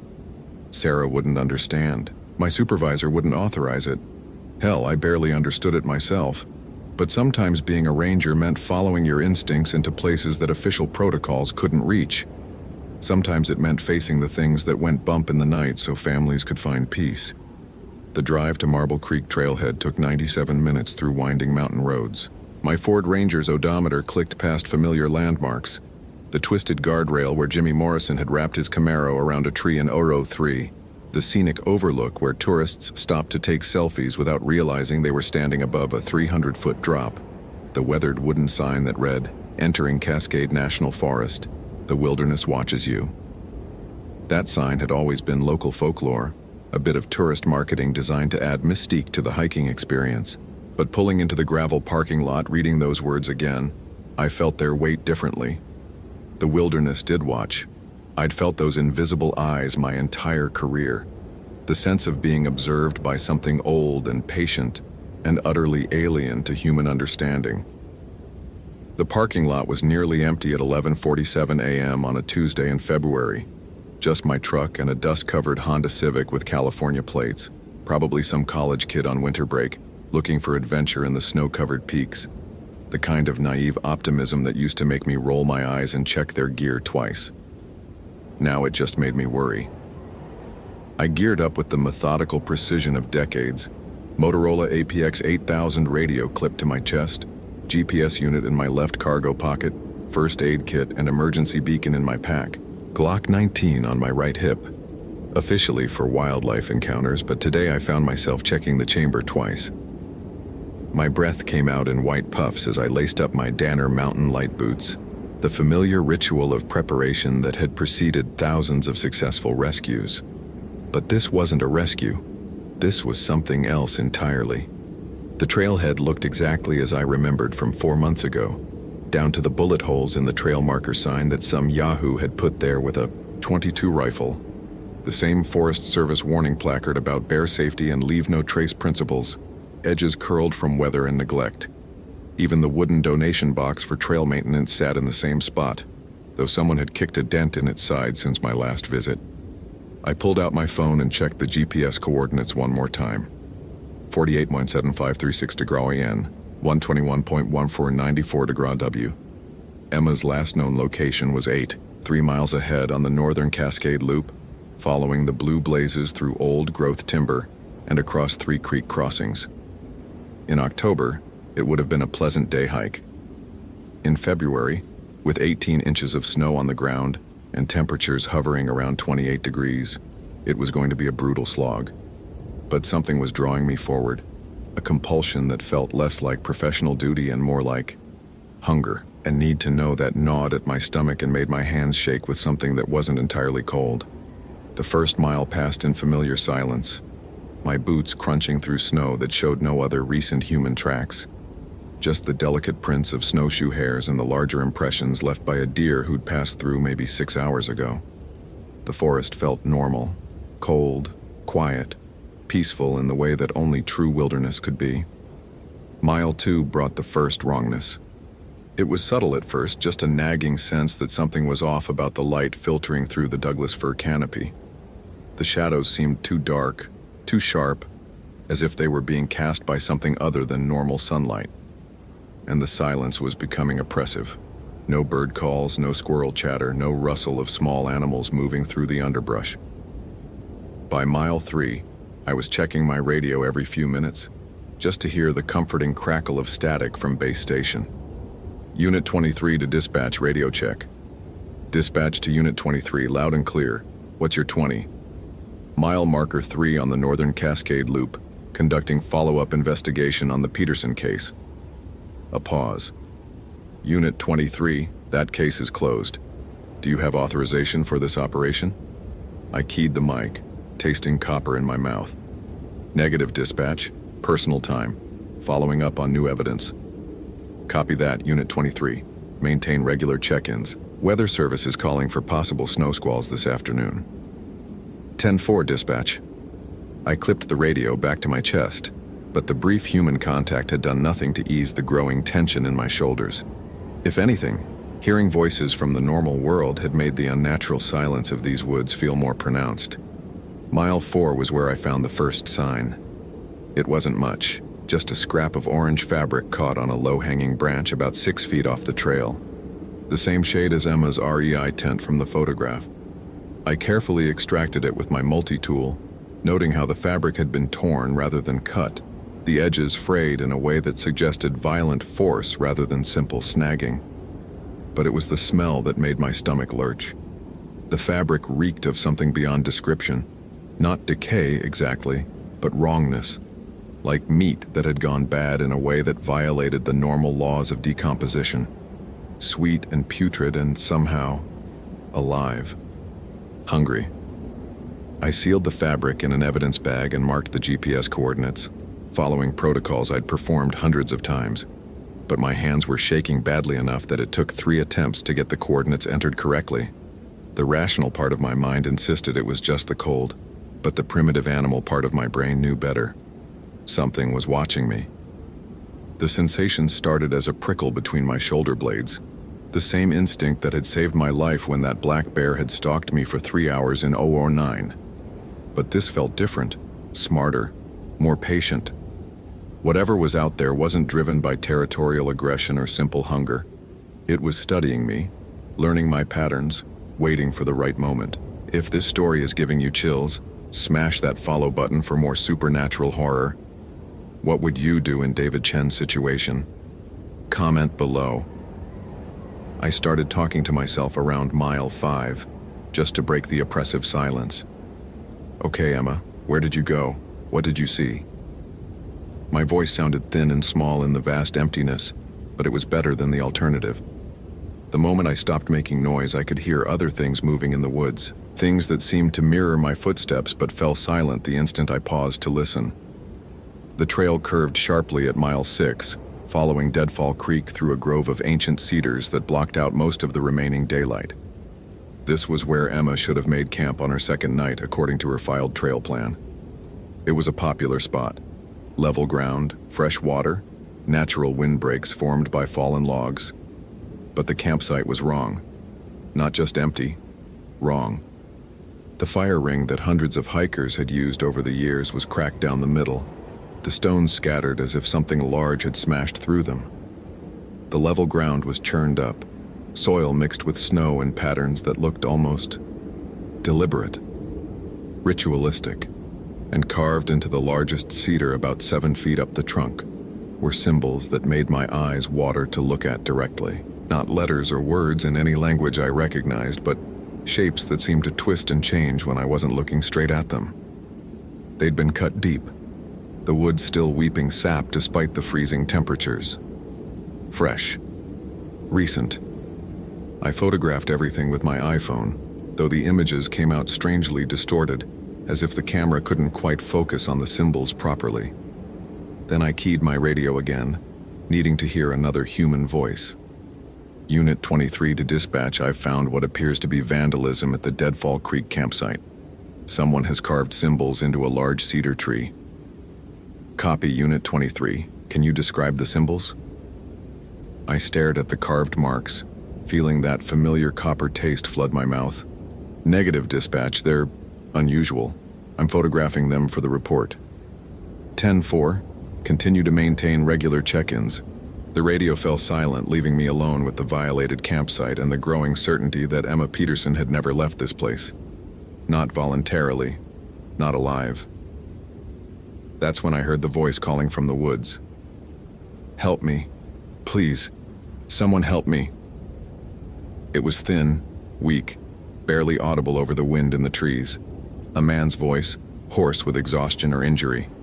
Every instinct I'd developed over 2 decades of search and rescue kicked in immediately. Someone was in trouble, lost and possibly hypothermic in these freezing woods. I had to respond. But something about the voice made my blood run cold. Maybe it was the way it seemed to come from multiple directions at once, or how it carried too far in the dead air. Maybe it was the subtle wrongness in the cadence, as if someone was carefully pronouncing each word without truly understanding what they meant. Hello? I called back, my hand instinctively moving to rest on my radio. Where are you? Keep talking so I can find you. Here. Over here. I'm hurt. Please help me. The voice was closer now, maybe 30 yards into the timber to my left. I could see movement between the trees, a figure in dark clothing stumbling through the snow. My training took over and I started moving toward the sound, pulling out my emergency medical kit as I went. But with each step, the wrongness grew stronger. The figure moved too smoothly for someone who was injured. The voice maintained the same volume and tone despite my changing position. And underneath the words, just at the edge of hearing, was something else.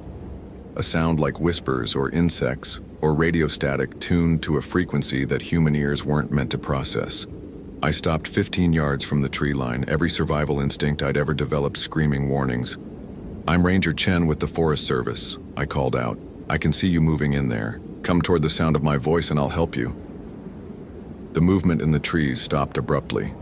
For a moment, the woods were completely silent.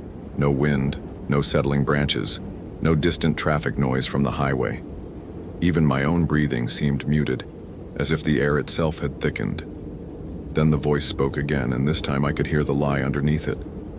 "Please, I've been lost for days. I'm so cold."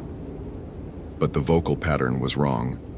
Too consistent, like a recording being played back, or someone reading from a script without understanding the emotion behind the words. And now that I was closer, I could see that the figure in the trees wasn't moving like an injured human. It was swaying slightly, rhythmically, in a way that reminded me of a snake preparing to strike. I backed away slowly, keeping my eyes on the tree line while reaching for my radio. Whatever was in those woods wasn't human, and it definitely wasn't injured. It was something else entirely. Something that understood enough about human psychology to use our own compassion against us. Unit 23 to dispatch. I've encountered a possible mental health crisis at the Deadfall Creek site. Individual is not responding appropriately to verbal commands and may be under the influence of narcotics. Copy, Unit 23. Do you require backup? I kept backing away as the swaying figure moved deeper into the shadows. Negative at this time, but I'm going to maintain distance and continue observation. 10-4. Keep us advised. The radio crackled back to silence, but the encounter had shaken me more than I wanted to admit. In 23 years of law enforcement and search and rescue, I'd dealt with every kind of dangerous situation these mountains could throw at me. Drug labs, armed fugitives, mentally unstable individuals, predatory wildlife. I'd seen it all and handled it with professional competence. But this was different. This was wrong in ways that bypassed rational thought and went straight to the primitive terror centers of my brain. Whatever was masquerading as a lost hiker in those woods wasn't bound by the normal rules of human behavior. It was something else wearing the mask of vulnerability, fishing for good Samaritans with the practiced patience of an apex predator. And Emma Peterson, with her organized campsite and careful trail planning and trusting nature, would have walked right into that trap. The remaining 2 miles to Emma's last known coordinates passed in a haze of growing dread. The temperature had dropped another 10 degrees, and my breath came out in thick white clouds that seemed to hang in the air longer than they should. The forest around me felt increasingly unnatural. Trees grew in patterns that hurt to look at. Snow drifted in configurations that defied wind physics, and shadows moved independently of their casting objects. But it was the psychological pressure that was killing me. The constant sensation of being watched, evaluated, hunted by something that understood human nature better than I understood it myself. Every few hundred yards, I'd hear that voice again. "Help me. Please. I'm lost." Always from a different direction, always maintaining that same carefully modulated tone of distress. I stopped responding after the 3rd or 4th repetition. Whatever was out there was just playing with me now, seeing how long it could keep me dancing to its tune. But the real question was whether it was trying to drive me away from Emma's location or lead me straight to it. The GPS coordinates led to a small clearing about 50 yards off the main trail, accessible by what looked like an old game trail that wound between massive Douglas firs. According to my unit's display, this was exactly where Emma's satellite messenger had sent its final ping at 6:15 p.m. on October 15th.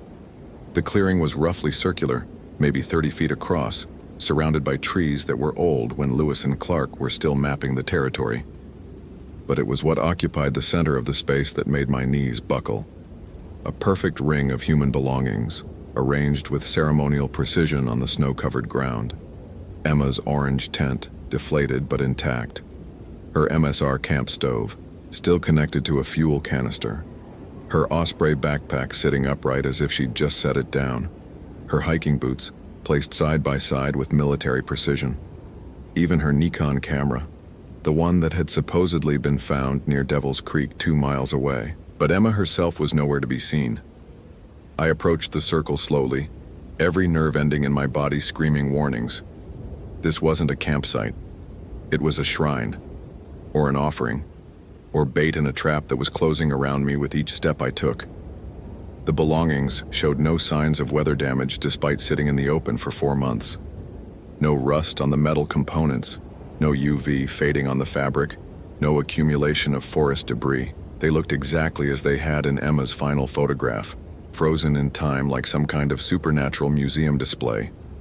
I keyed my radio with trembling fingers. Unit 23 to dispatch.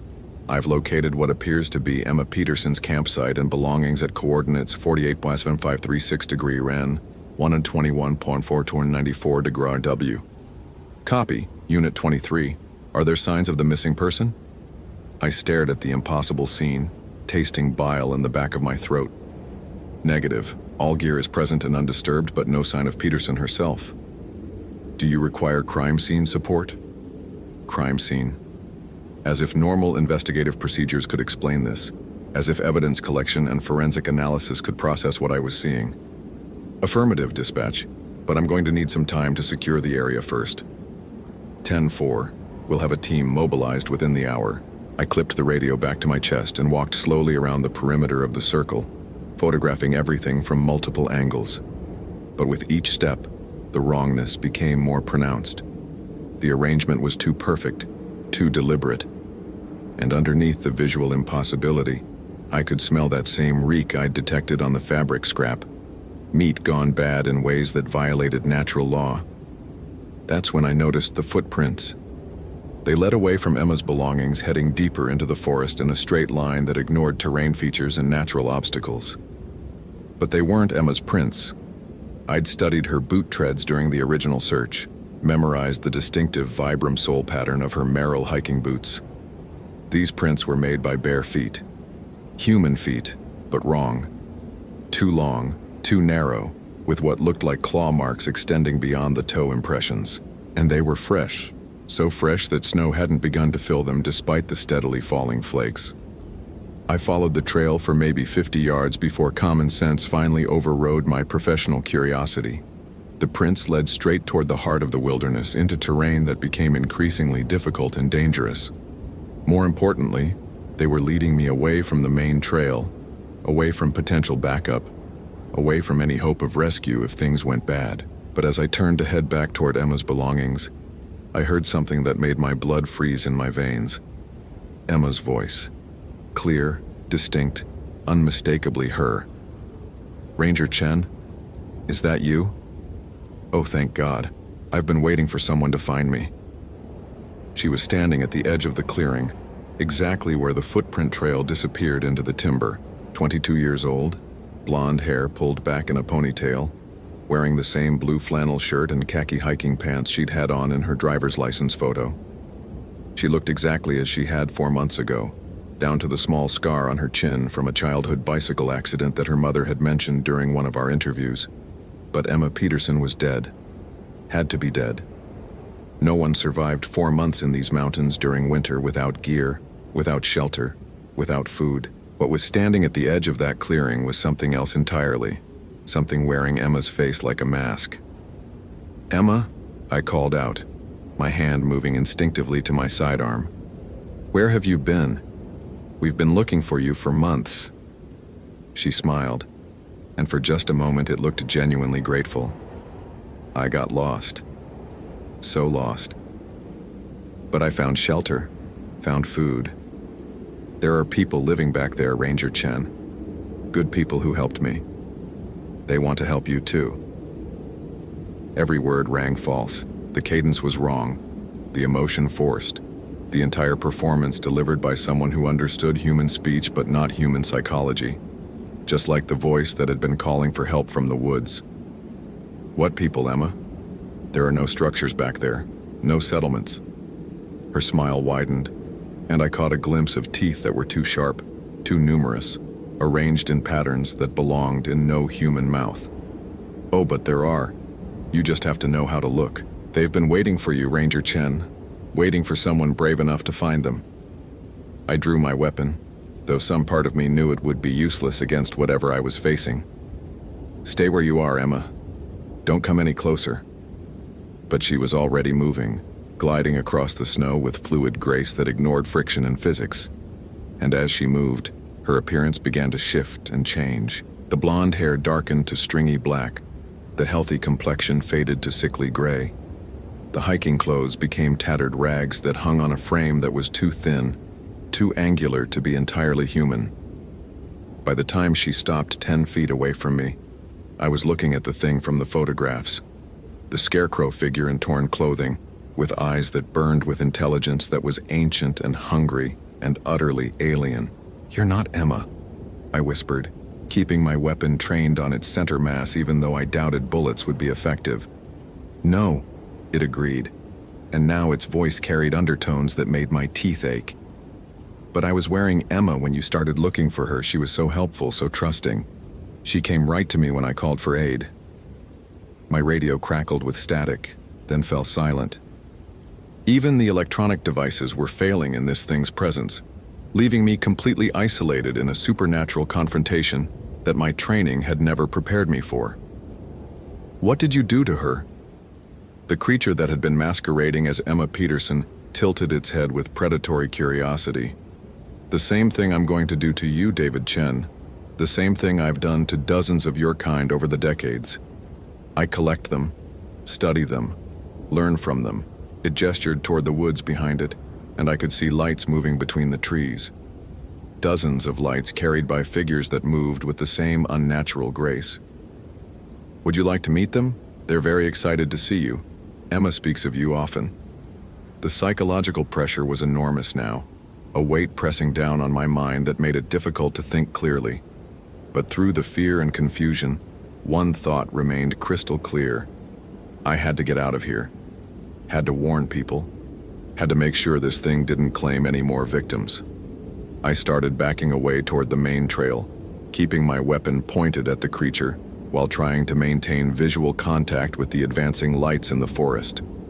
But for every step I took backward, the thing seemed to glide forward too, and the lights were spreading out, forming a loose circle that would cut off my retreat in a matter of moments.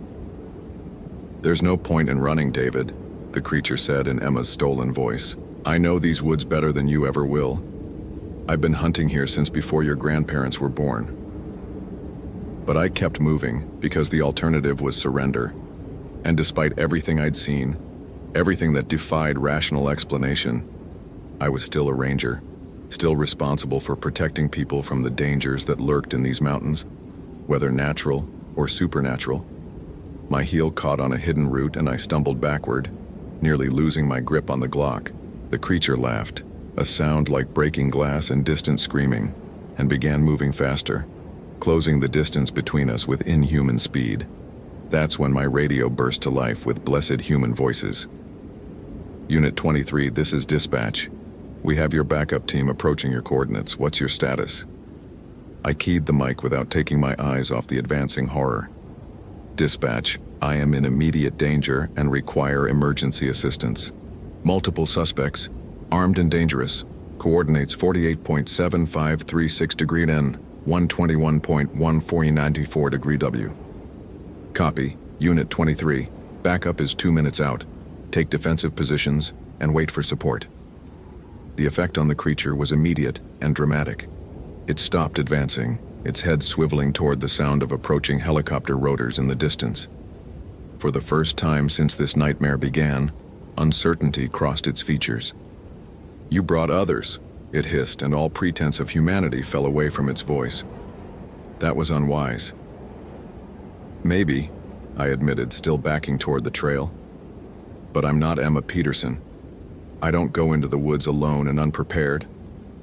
The creature snarled, revealing teeth that belonged in the mouth of some prehistoric predator. But instead of pressing its attack, it began retreating toward the tree line, the advancing lights falling back with it. Whatever this thing was, it preferred to hunt solitary victims. The arrival of backup had changed the tactical situation in my favor. "This isn't over, David Chen," it called, as it dissolved back into the shadows between the trees. "I know where you live. I know about Sarah. I know about little Melissa and her soccer games." The threat hit me like a physical blow, but I forced myself to maintain professional composure. "We'll see about that." Then it was gone. vanishing into the timber as if it had never been there at all. The supernatural pressure lifted from my mind, leaving me gasping in the suddenly normal air. Even the smell of wrongness faded, replaced by the clean scent of pine and snow. The search and rescue helicopter appeared over the tree line 30 seconds later, followed by the distant sound of snowmobiles approaching on the main trail. Normal human responses to a normal emergency call, the rational world reasserting itself over the nightmare I'd just experienced. But as I waited for backup to arrive, I kept my weapon drawn and my eyes on the forest. Because I knew this wasn't over. Emma Peterson was still out there somewhere, along with God knew how many other victims. And the thing that had taken them was patient, intelligent, and now personally motivated to come after me and my family. The case wasn't closed. It was just getting started. By the time the tactical team reached my location, Emma's belongings had vanished from the clearing. The footprint trail had been erased by falling snow. The carved symbols on the cedar tree had disappeared as if they'd never existed. There was no physical evidence of anything I'd experienced, nothing that would hold up in a report or justify the resources I'd already expended. But I kept the photographs on my phone, kept the fabric sample in its evidence bag, kept the memory of those impossible eyes and that ancient hungry intelligence, because somewhere in these mountains, a creature that wore human faces like masks was still hunting, still collecting victims for purposes I didn't want to understand. And Emma Peterson, the real Emma Peterson, was still out there waiting for someone to bring her home. The official report listed the incident as no findings, possible hypothermia-induced hallucinations. Case closed. Again, but late at night when Sarah and Melissa are asleep and the house is quiet, I sit by the window with my service weapon in my lap and watch the tree line at the edge of our property, because I know it's out there somewhere, learning my patterns, studying my weaknesses, waiting for the right moment to make good on its threat. And sometimes, just sometimes, I see lights moving between the trees, getting closer. Holy hell, that was intense. Did that ending blow your mind? Like if you want more terrifying ranger stories, follow for daily supernatural horror. And comment your theory about what really happened to Emma Peterson. I read every single one.